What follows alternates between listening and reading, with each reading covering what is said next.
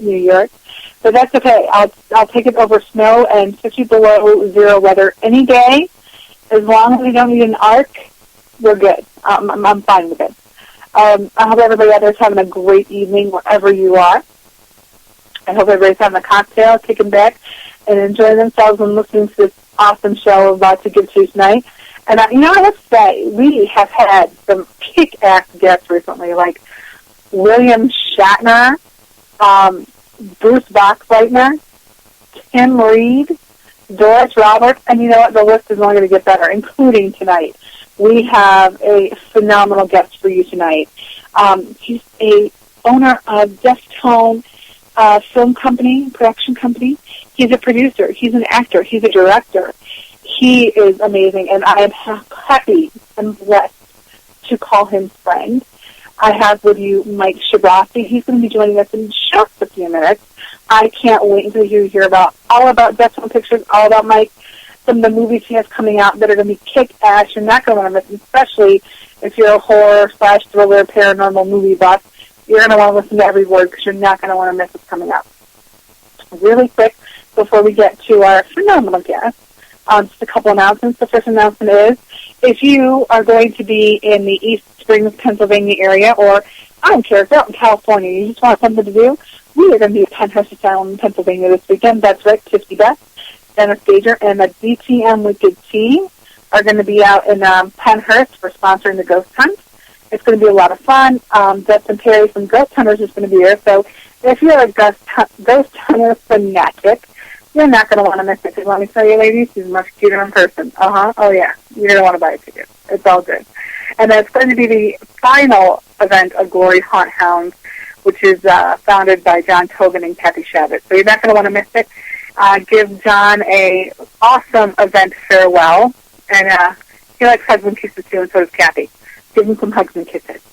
Also, on July 26th, the DTM Wicked team, including Dick Stand of Ghost Chat Radio, will be hosting an event at the Palmyra, Historical Palmyra. We're going to have tours and investigation. Jason and I are going to speak. I might even burst into song. That's right. I might even sing a couple songs. You may or may not enjoy them. You could pay me to keep singing, or you can pay me to stop. Either way, I think it works out great for me. I'm good with it. But it's going to be so much fun. It's amazing. The history there is great. There's several buildings. The investigation is going to be a lot of fun. If you've investigated before, come and join us. If you haven't, come and join us anyway. Learn some new techniques and kind of step outside your comfort zone. Also, tickets are on sale right now. You can get the early bird special of $50 before July 15th or $55 afterwards. But I suggest the early bird special. I mean, $5 is $5, right? Right. Awesome sauce. So come and join us for that. I'm saying I'm alive tonight. Oh, my gosh. Come and join us for other events that will be coming through this summer. We'll be at Rolling Hills. And as more details come out about some more events coming up, we'll let you know about them. Especially in October, your Halloween, hello. So keep listening. And plus, we have some major shows coming up, too, with major A-list celebrities. So keep listening to Wicked Edge. New things are happening all the time. New events, new guests, new shows, new everything. You're not going to want to miss it. On a personal note, it's summer. It's really, really hot. I'm a lover of animals and children. There's been a lot of children left in cars lately, infants and animals as well. Do not leave your child or animal in a car on a hot day. If you think you might forget, put something next to you to help you remember. If you're an animal person and you have a dog or a cat or anything, do not leave them in a hot car. Even if you're like, I'm going to run just for 5 minutes, don't do it. In 5 minutes, your car can reach 185 degrees on the hottest days of the year. And that's basically you're cooking your child, you're cooking your dog, you're cooking your cat. Don't do it. If I happen to find that you have a child or an animal in the car on a hot day with the windows up, I will break your window. I'm not afraid to go to jail. I'm really not. And then I'll hit you over the head with a shovel, and I really hope you get your animal and child taken away forever. So, do not leave your animal or your children in cars on a hot day. Actually, don't ever leave them unattended. Also, for all you animal abusers out there and child molesters and abusers, I hope you all go to hell, because there's been a lot of you out there recently, too, in the news, in the press. It's horrible. We got to find somebody to stop it. It's ungodly, and it just breaks my heart. And, you know, if you're one of those people out there who are advocates for this, please contact me at dtmwickedradio.com. I would absolutely love to jump on the bandwagon and help your organization out. So, again, reach me at dtmwicked@yahoo.com. It's Tiffany Beth. Let's start changing the world and spreading some love. So, yes, I'm going to climb off my pedestal now. I'm done. And I'm going to introduce awesome guest. He's so amazing. He's so much fun. I'm so proud to call him friend, Mike Sciabarrasi. Hey, doll. Wow, you said it perfect. I'm so proud of you. Brownie points for me. I'll tell you the truth. You and I share a common passion, and I would have sat back for the whole hour and let you talk about the love of our feathered and our furred and our haired friends, because animals are at the top of my list too. You'd be surprised how many people in the industry are passionate about rescuing and saving animals as well. Melantha Blackthorne, very dear friend of mine. She's becoming a huge star. Beautiful woman. If you ever become her friend on Facebook, every other post that she does is about a dog that needs to be rescued or a cat. And another one is Bill Oberst Jr., the Abraham Lincoln versus the Zombies. Of course, he won the Emmy for Take the Lollipop, and he's in so many movies. He's been in True Blood. I mean, it would take an hour just to talk about it. That's a passion of his. And it's amazing how some of these horrific and scary people are some of the sweetest people in the world when it comes to those that need our protection and our love. They give us unconditional love. And it's a great fight, and I congratulate you. Thank you. I have fur babies. I love them so much. And just like children, like recently there's been a lot of child abuse and people forgetting that their infant child's in the backseat of the car, and it's on the rise.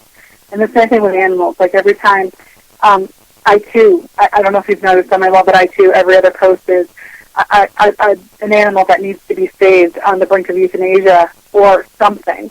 And it breaks my heart because I want to save every single one of them. I wish I could. I wish I could. One of my dreams is to build a humongous, not shelter, but sanctuary for all animals that are not wanted or can't find forever homes, to have a safe, loving, forever home. And though it would be huge with lots of other animals, you know what? That's okay. Because they would be loved. I would make sure they had the best staff, the best of everything, and none of them would ever have to worry about being put down because of overcrowding or anything. And to hear these people with fake dogs and dog fighting, and one guy starved his dog to death because his girlfriend wouldn't come back, and all he said was, well, it's just a dog. It's not just a dog. It's not just a cat. I could go on forever, but it breaks my heart, and I just don't understand how people can be like that. And you're right, it's funny, those of us who love horror or take part in some kind of thing that would normally freak out the normal person, would normally make us unapproachable and make people think, going, wow, they're odd. We are the most loving, kindest, big-hearted people out there, and we just want to save every living thing that we can.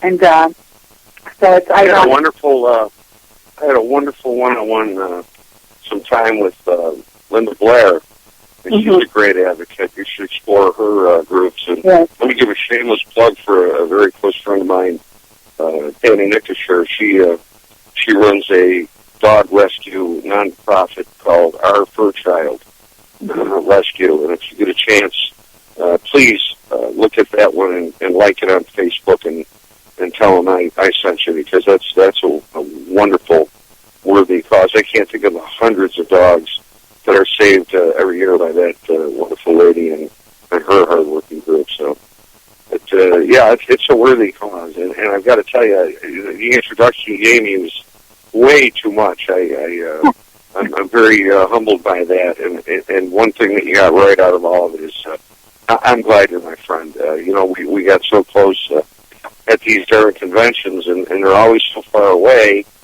And, we get together, and it's like you're sitting at a wedding with a favorite cousin you haven't seen in 10 years, It's true. It's like you've never had that distance between you. You saw each other yesterday. And I really love that. And I just, I have to say, and even Denny pointed this out, he says, my face lights up when you come in the room. And it's true, because you're so much fun to talk to, and you're so full of knowledge, and you're just so warm and welcoming. And it's funny, we have your picture of Mr. Magoo up there from the Grimber. And somebody said, oh my God, it's so scary. I'm like, yeah, but he's a teddy bear. He's the absolute sweetest man you could ever want to meet. They're like, I don't know about that. I go, no, I promise. That's funny because I'm a character actor. My first film was in 1969, 1970. I was 12. And I won the lead in a very small film called The Jono Story. So I've actually been making film for, 3-4 years. I was a kid at the time. And I think Magoo, who is deaf, by the way, excuse me, in A Grim Becoming, that's our next feature coming out this year, which I'm excited about. He plays, it's a comedy, by the way. It's a horror comedy.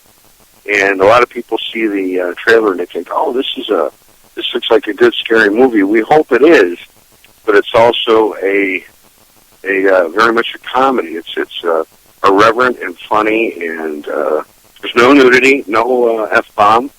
We didn't have to go there. We didn't feel it was necessary. But it's a lot of fun, and Adam Steiger actually wrote the role for me, and I read it, and I was kind of humbled because I'm a character actor. I like to go in and make my mark and try to be memorable and have fun and get out. And this was, the co-lead for the film, and it's a large role. But it's funny because that is Magoo. That's what he looks like, that horrific picture. And he likes to be called Magoo, although he's deaf, and he just doesn't want to be called deaf. And a very, very interesting character, and how I arrived at what he looked like and who he was a process that took months of just, if you think about it, Tiffany, if this was thrown on your lap, you're going to play Mother Nature, or you're going to play Death. You've got to think, okay, what is Mother Nature? What does Death look like? What does Death sound like? What did Death do? What did Mother Nature do before she got this job? And you assume all these things, and you start really approaching it from different perspectives. And the film, did you want to hear about the film? We do. I want to hear about this film. I want to hear about everything. Okay. A Grim Becoming is a story about a young, handsome guy that's got the world by the shirt tails executive that accidentally sees a Grim Reaper taking a soul. And if you see a Grim Reaper taking a soul, you have to become a Grim Reaper. And the comic lengths that this young, handsome executive goes to not become a Grim Reaper and retain his humanity. And Death, or Magoo, steps in and says, explains it to him, excuse me, you're going to have to do your job. And this is where it goes from there. And we're really proud of it because it was our most ambitious project. We pulled out all the stops. We've got Jessica Cameron and Devaney Penn and Lynn Lowry and Melantha Blackthorne and Bill Oberst Jr. and Richard Lunella. And I'm going to forget so many people, and they're going to be so mad at me. And on and on and on. Britt Griffith is the star of it from Ghost Hunters. And we were so excited to raise the bar to bring these people in, and the locations that we got were epic thanks to the New York State Film Commission. It was nice to pull up to a set, and a city street was shut down, and the police car comes up and they looks at you, and they open a trunk and they pull out a barricade and say, "What else do you need, guys?" Instead of license or registration. It's kind of a nice thing, And, yeah, it was fun. It was a great deal of fun. And it's coming out gosh, we're doing it right. I'm hoping either in September or October is when that'll premiere. I'd love it if you and Denny would come out to the premiere and watch it with us. That would mean a lot to us if you ever find the time. Oh, we would be honored. We could even do a broadcast from there if you like. No, that would be cool. It would be really fun. It would be. We would be so honored. Yeah, it would be an honor for us, you kidding me? You got a great show. Thanks. You know what? Like Deftone Pictures, it takes a while to build up, but once it starts building momentum, it's a really good feeling. And, you know, Deftone Pictures has come, you know, just let us know when it is, and we'll put it in our calendars, and we're there. We are so there. I wouldn't pass that up for the world. That's very sweet. Well, it's very sweet of you to invite us. So where did you decide to create Deftone Pictures, and what was your first film with Deftone? That's a great question, because every time I get interviewed, the first thing they ask me is, what is it like to make a zombie movie, and what was it like? And I always get embarrassed, and I say, gosh, I don't know. I've never been in one. Deftone had made a film shortly before I arrived. They started in 2003. It was started by, now called Not Human, which, by the way, we got distributed, very exciting, by Phoenix Group Releasing. Nice. Yeah, and that's going to be coming out in September on video on demand, and it will be available at some of the larger chain stores in October, in time for Halloween. So we're excited about that. Yeah, we're excited. And that's a sci-fi movie. But I auditioned for that, and I won the role of Mayor Logan. And through an unfortunate set of circumstances, one of the executive producers had to drop out. And I asked, I said, geez, I'd love to fill the role of executive producer, and I did. And 2 years later, we became an Inc. And I'm one of the owners, along with, of course, Adam Steiger, the CEO and founder, Janine Avery, Christopher Burns Jr., and our newest addition, Scott W. Hill. And we're a family. We are just a family. Each one of us brings something different to the table. And our motto and our ethos is, if you need a hand and you're passionate about making a film, we'll give you a hand. We'll do what we can. We'll do whatever we can to help you. If you're an actor, you want to be an extra, come on, play with us. Let's go. You know, and that's what we do.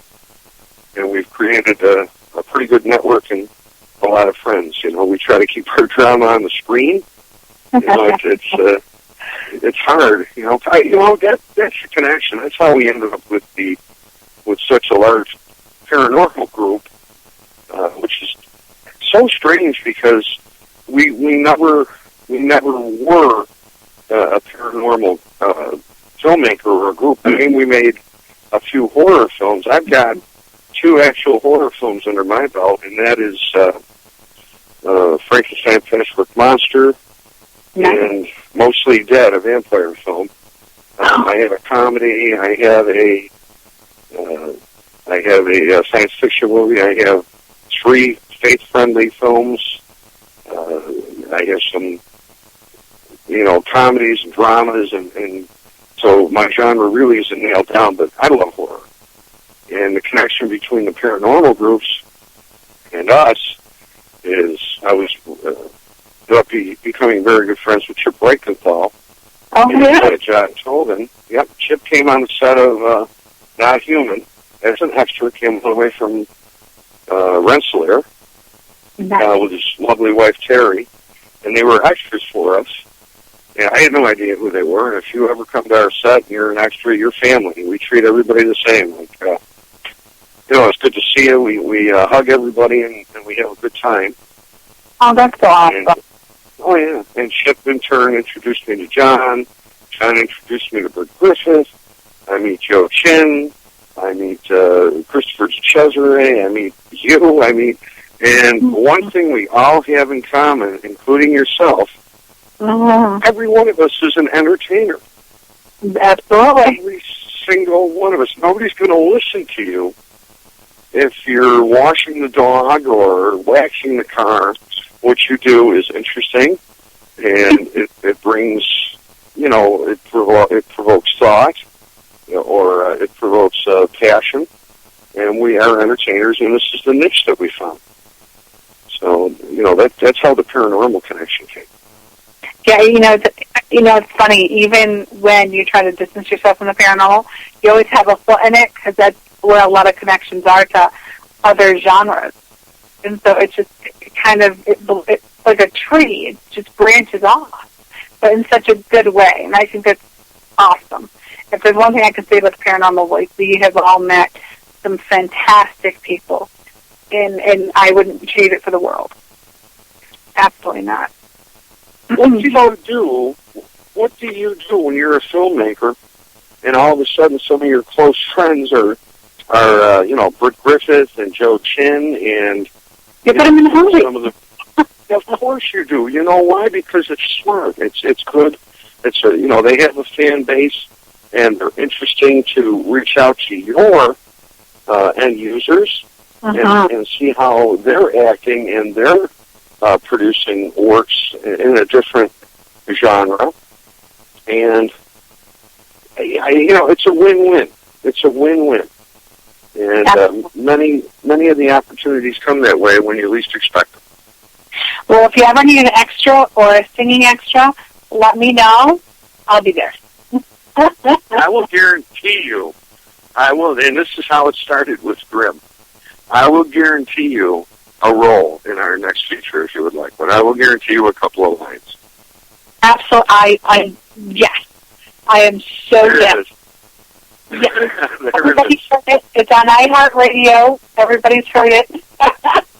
No backing out. It was incredible how many paranormal people, and we had Chris Ballasone from Tri-City Paranormal came up, and believe it or not, they requested to get married on our set.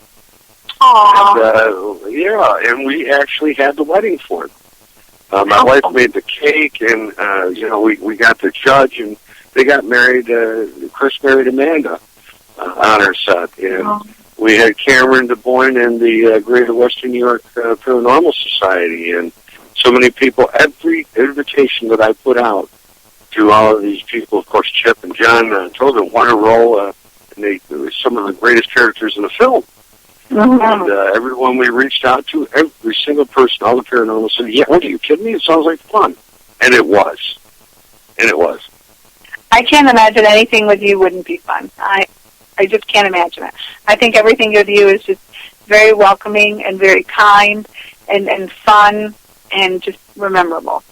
Sounds like DEFTONE. Yeah, really weird experience at the convention in Lake George, the Con 2. Yeah, they were generous. They gave us this beautiful booth across from Christopher DeCesare, and next to Jeff Mudgett, and next to Chris Quarantino Lutz. Okay. I didn't know either of the gentlemen, and I said, so what do you do, Jeff? And he said, well, I found out that my great-grandfather was one of the original serial killers. He built a hotel at the Chicago World's Fair, and they murdered 123 people, and there's a possibility he's Jack the Ripper. And I said, and what about you, Chris? And Chris said, well, I'm Chris Lutz. I'm the little boy from the Amityville Horror. And they kind of looked at me, and I looked and I said, you guys ought to open a daycare. And to me, yeah, exactly. I thought it was silly, and Jeff Munch kind of hit the floor, and Chris kind of stared at me and said, why? But, to me, that's just silliness. It was a great moment. Well, just think about it. Welcome to the Lutz Murder Castle Daycare. Oh, yeah, ain't it? Oh, yeah.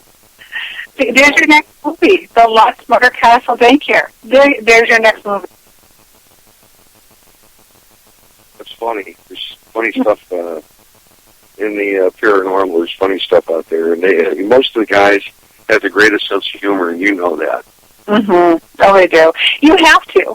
And people, DTM is not a paranormal radio network per se, but we do have a lot of connections to paranormal, like we're discussing, and we did get our start there.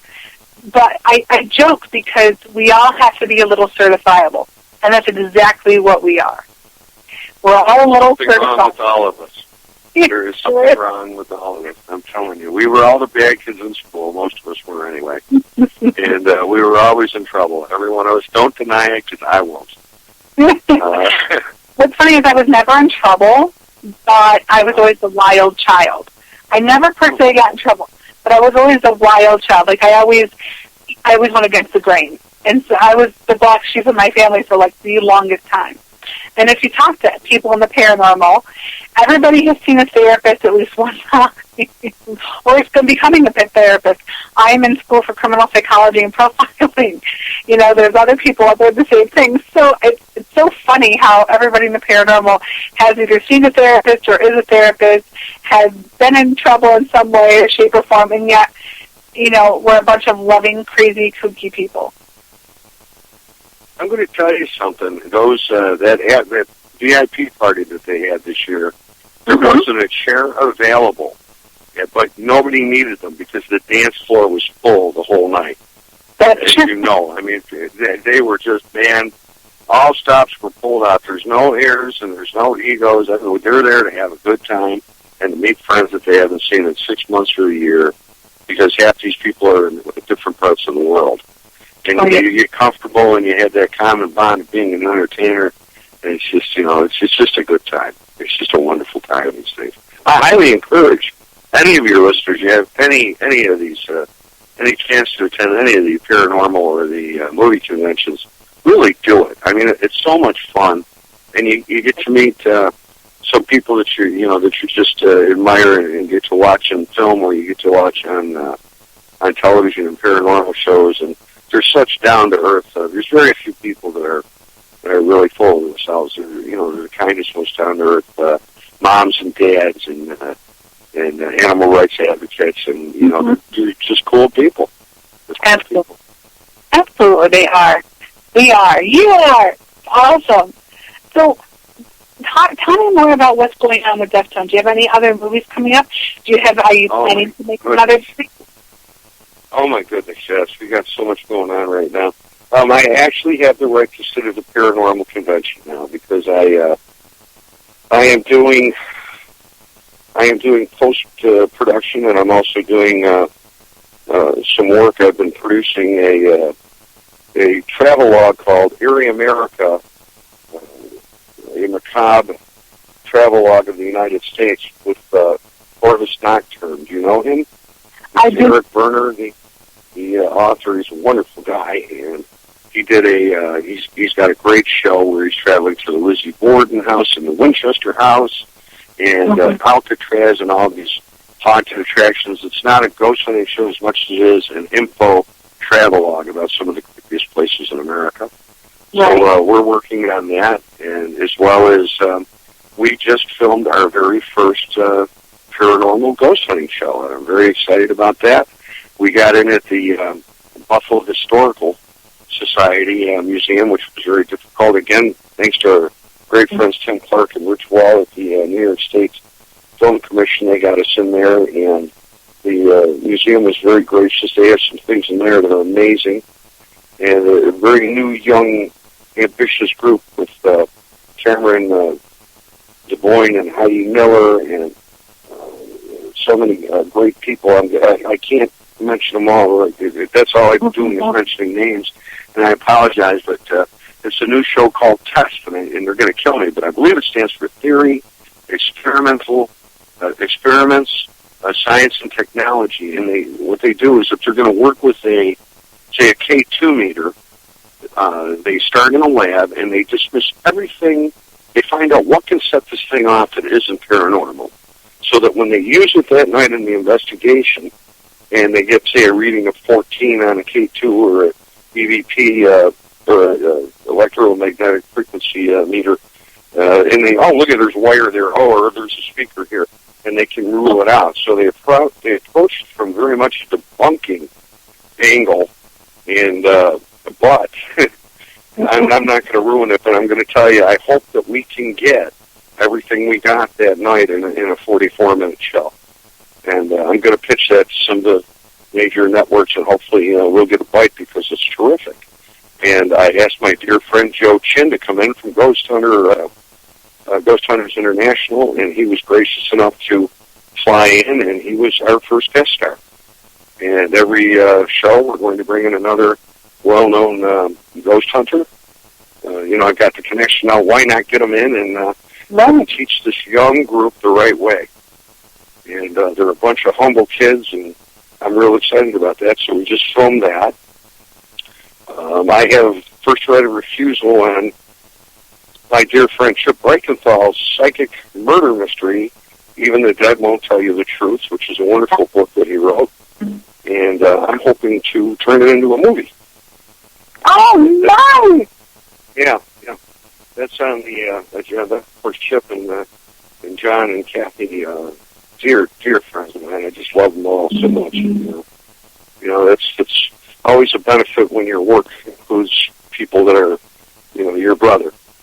And, even though you're not born of the same blood, you have that connection, and so I'm very excited about that.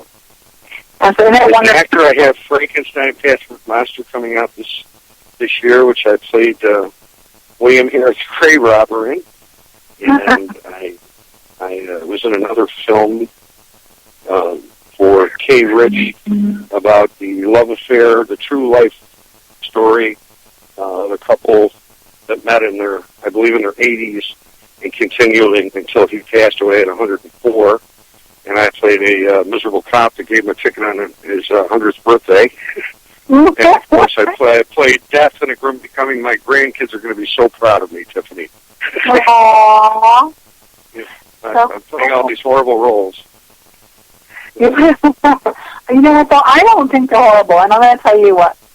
I actually, and this is where my weirdness comes into play, I would absolutely love to play somebody who's like death or psychotic or something like that, because it's so much fun to play because you step outside of who you really are. And you get to kind of try someone else on, even though, in reality you're going, oh, how can anybody be like that? You get to try somebody else on, and it's okay because you're being paid to, or they're letting you do it, and you get to just be somebody you're not and have fun with it. And I don't think those are bad roles at all. Those to me would be so much fun. Like, I think I would kick ass with a psychotic serial killer because I would totally love it, because it's so not who I am. It goes against everything I believe in, but it would be a lot of fun to just kind of step outside yourself and become something you're not. And that's what acting's all about. It's like Halloween every day. And you sound like a seasoned veteran, and it is exactly the truth. To step out of the box and play the heel or the bad guy or something that you never could be in real life is some of the most fun acting that you can possibly do. Some of the funnest filmmaking that you can do is something that is completely unlike yourself, and it's also challenging, very challenging to stay there and to act every second of every frame, and to be in that character, and to not touch your tie, or to not scratch your nose, or to, every second you're in this character. Like, Death was a very interesting character, because, like I said, I had researched it, and thought of the voice, and then started experimenting, and maybe the 50th time that I read the script, I couldn't even read it in my own voice anymore. I couldn't even, I'm memorizing my lines in my head, and I'm hearing Magoo instead of, this voice. So instead of, like the line is, in the beginning it was only I did all the reaping that is the earth and other planets populate, and all of a sudden there's Magoo. In the beginning, it was only I did all the reaping. But as the Earth's population grew, I decided to seek out other beings and give them the ability to do my job. Then, and you take on this persona, but it has to be consistent, and it's fun, and it's challenging, and you hit it on the nose. I'd rather be the bad guy than the leading man. Absolutely, and I've always, my friends always said to me, because it's funny when you mentioned Jeff Mudgett and stuff. For my job, I have to study a lot of serial killers and whatnot, and I'm kind of fascinated by them. And it's not that I can, I understand the workings of their brain. I don't agree with it, but I understand it, because of what I study. and things like that. And I can look at things from both perspectives. And sometimes I have friends go, you would make the best serial killer. You would make the best psychotic woman ever. And I'm like, thank you, I think.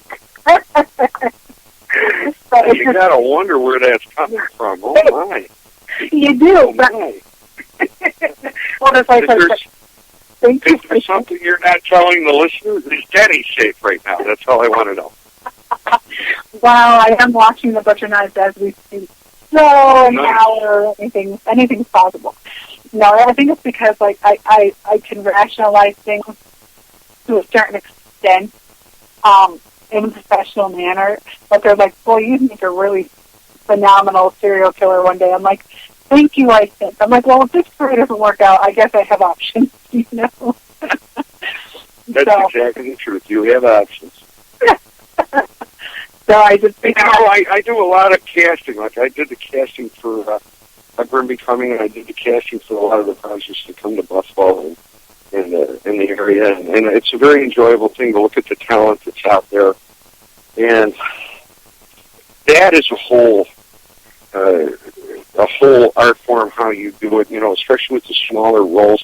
People say, how do you do it if you got a small role and there's 10 guys that audition for it? And I said, well, number one, I owe the best possible actor to the producers that funded us. Mm-hmm. But if it's a small role and there's 3 people that are perfect for it, I always give it to the one who needs it the most.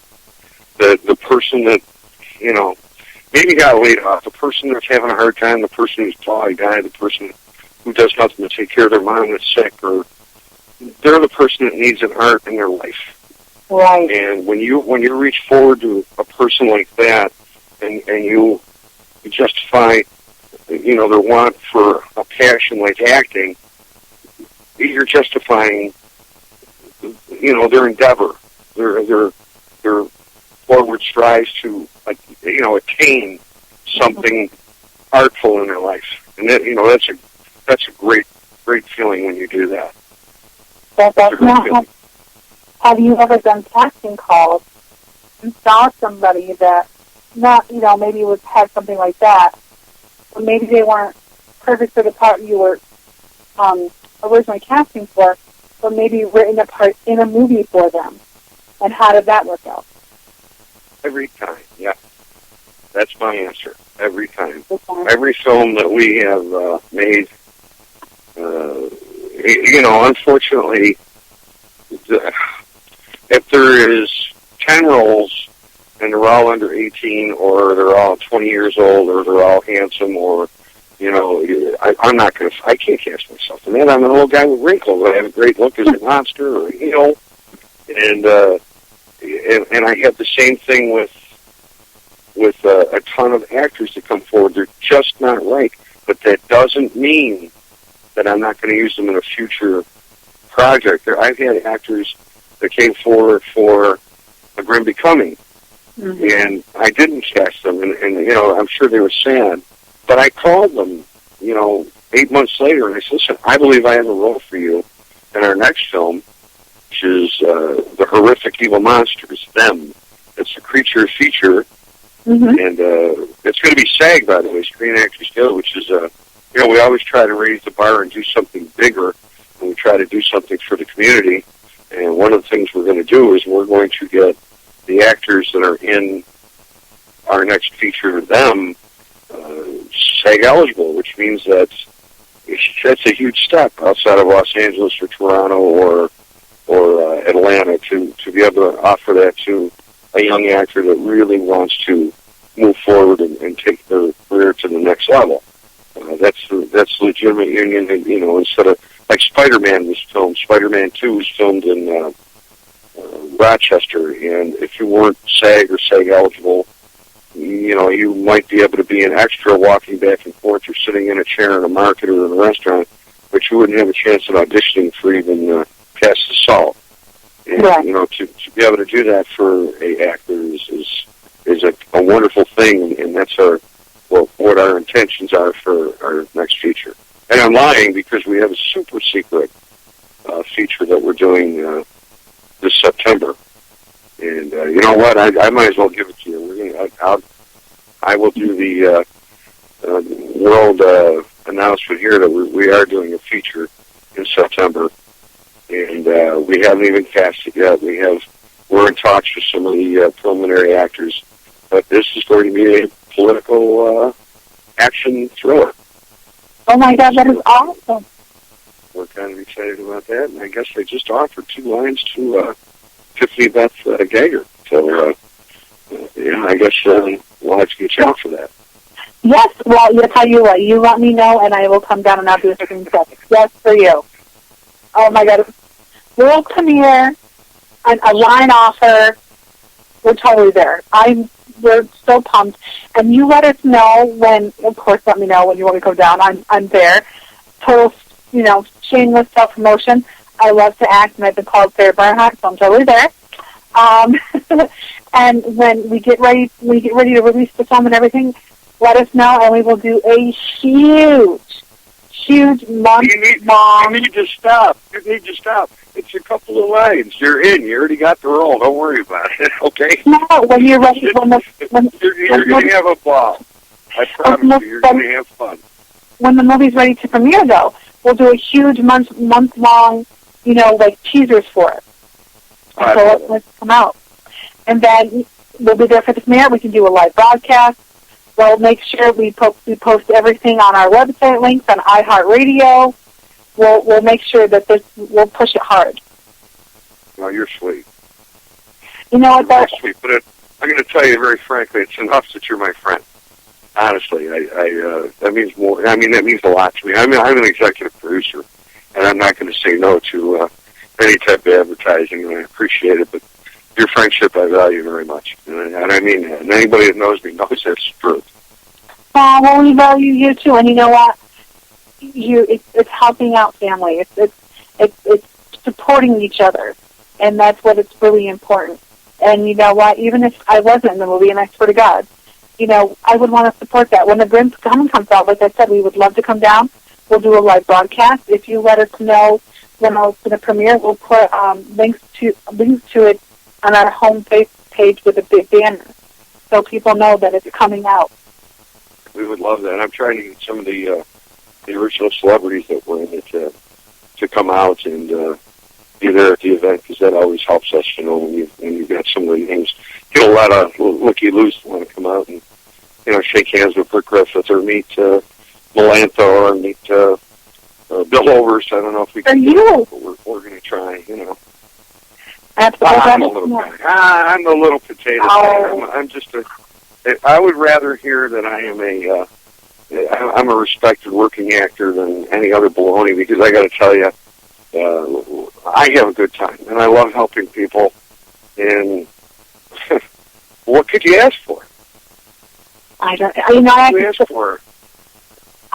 What I have to say, your company, DEFTONE Pictures, is a very friendly, loving company. I have encountered other companies that you guys are very business, you guys are very professional, but you're also human, and you also are big-hearted. I've encountered other companies that are very, it's business, it's cold, it is what it is. What kind of advice can you give to young people or anybody who wants to become an actor and is starting out in the entertainment world? What advice can you give them to help them make it through? I would probably give maybe 3 pieces of advice. Number one is that you need to always believe in yourself. Mm-hmm. Always believe in yourself, because if you do, others will believe in you. And always practice your craft. Mm-hmm. Always, never. There are no small roles. If you're offered a very small role, there's 100 people that went home that didn't get one. And it's wonderful that you got it. And as far as networking and doing what I do, as far as, I raise money. We're independently produced. We don't do Kickstarters and fundraisers.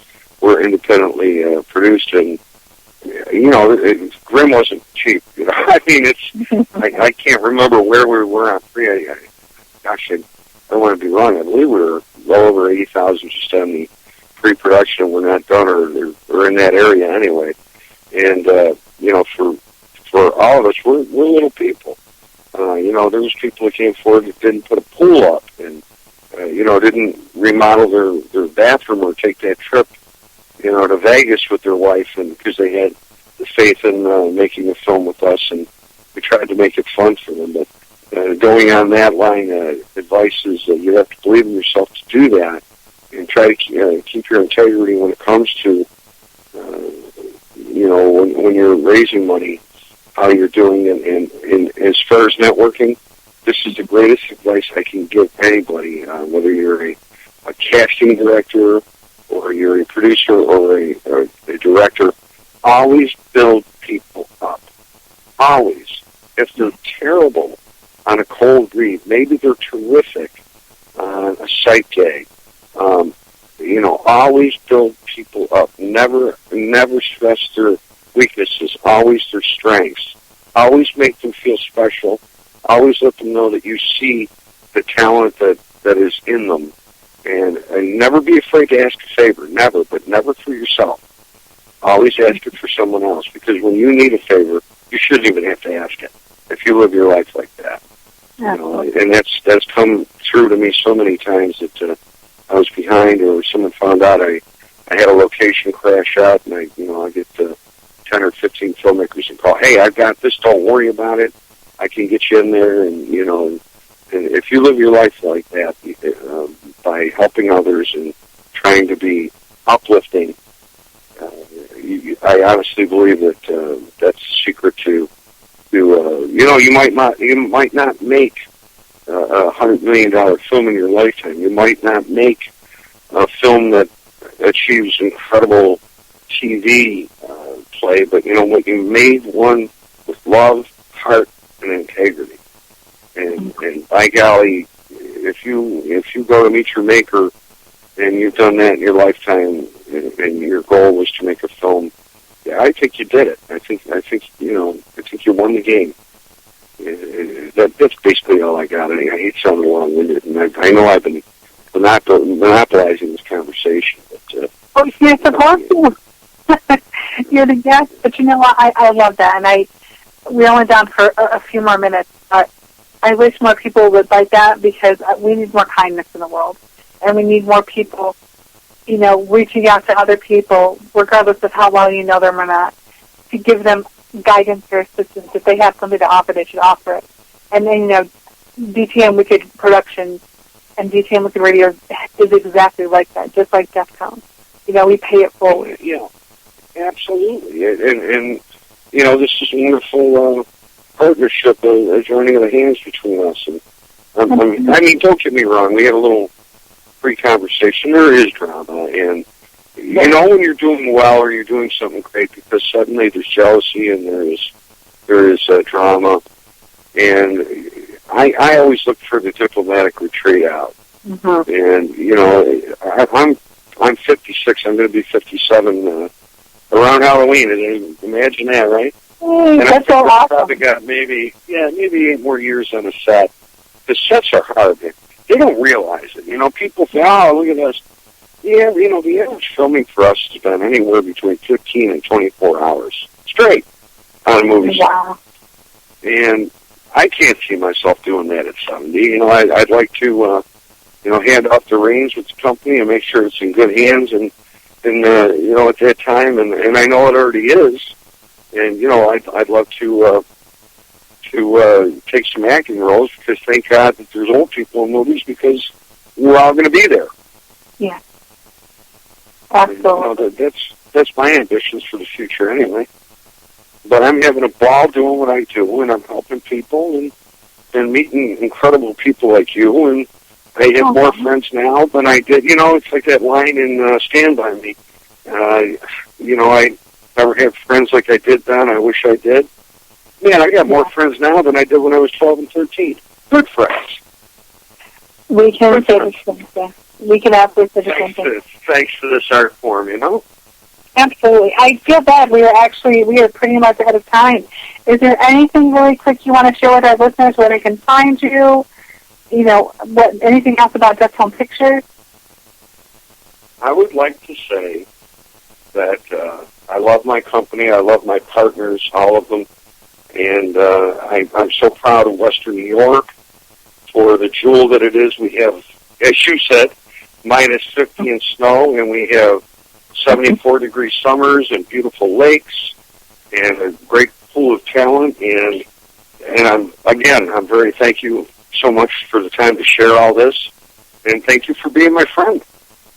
Well, thank you for coming on the show, and thank you for being my friend. And, you know, I look forward to seeing you many, many more times and, you know, breaking bread with you and having drinks and, you know, just building this friendship.